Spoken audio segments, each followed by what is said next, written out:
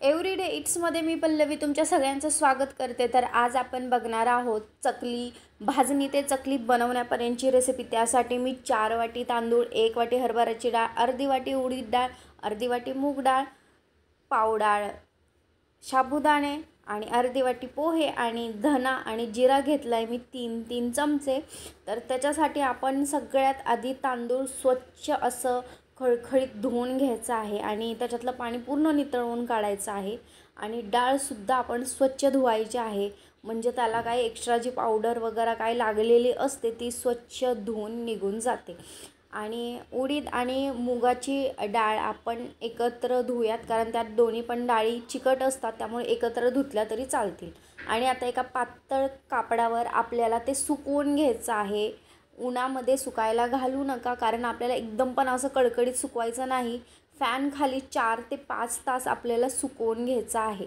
छान असं पातळ पसरवून घ्या त्याला. डाळी पण मी छान पसरवून घेते आणि त्याला सुकवून घेणार आहे.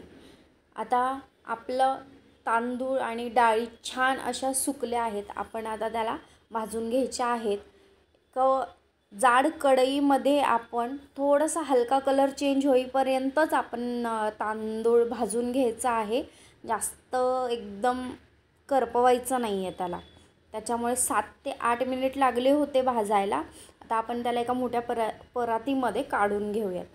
डाळसुद्धा आपण भाजून घ्यायची आहे छान, थोडासा कलर चेंज होईपर्यंत. एक 5 मिनटामध्ये डाळ भाजून झाली होती. आणि बाकीचे पण आपण जे डाळी आहेत ते सुद्धा भाजून घेऊयात छान असा कलर येईपर्यंत. उडीद आणि मुगाची डाळ पण आपण भाजून घेतलेली आहे, ती सुद्धा आपण काढून घेऊयात.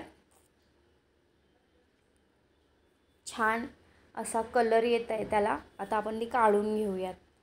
पोहे पण आपण थोडेसे असे कुरकुरी होईपर्यंतच भाजायचे आहेत. साधारणतः 2 मिनटात पोहे भाजून होतात. साबुदाणे हलकेसे फुलेपर्यंत भाजायचे आहेत. साबुदाणा पण 2-3 मिनटामध्ये भाजून झाला होता.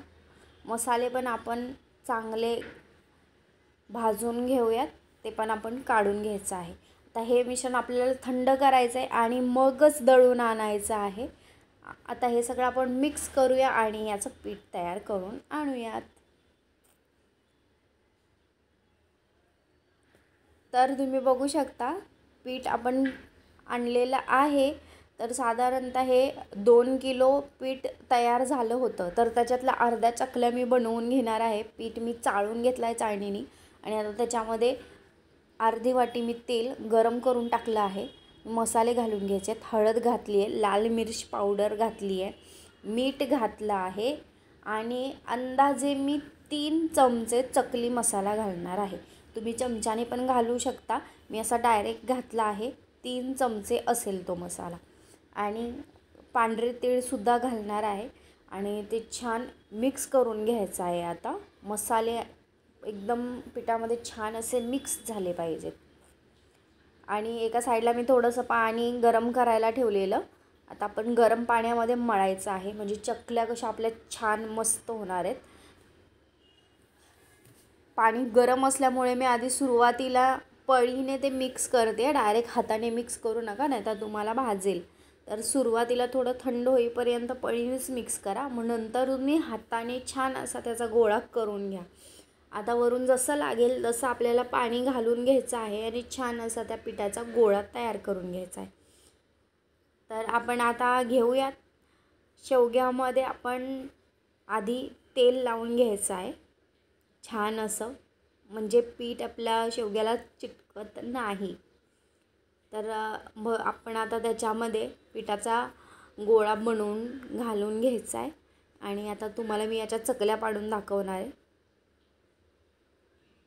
जेवढं भरेल तेवढा काठोकाठ तुम्ही शेवगा भरून घ्या आणि जेवढ्या निघत आहेत तेवढ्या चकल्या पाडून घ्या एकाच वेळेमध्ये.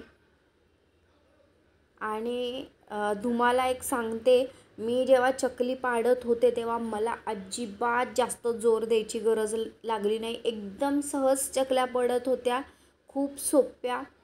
अजिबात जर आपण ताकद लावायची गरज लागली नाही. खूप इझिली ते सारण बाहेर निघत होतं. आणि खूप छान चकल्या बनत होत्या. तर मी तुम्हाला सुरुवातीला चकल्या बनवून दाखवते आणि बाकीच्या पण मी नंतर सगळ्या चकल्या बनवून घेणार आहे. तुम्ही बघू शकता किती इझिली ते बनत आहे. आणि किती पण ट्रिक असले ना की तुम्ही ह्या पद्धतीने बनवा चकली, त्या पिठाची बनवा, पण भाजणीच्या चकलीने जी चव येते ना ती कोणत्याच चकलीला येत नाही असं मला वाटतं. म्हणून मी नेहमी आधी भाजणी बनवूनच चकली बनवते. आणि तुम्हाला पण अशाच रीतसर स्टेप बाय स्टेप रेसिपीज बघायच्या असतील ना तर माझ्या चॅनलला नक्की एकदा सबस्क्राईब करून ठेवा.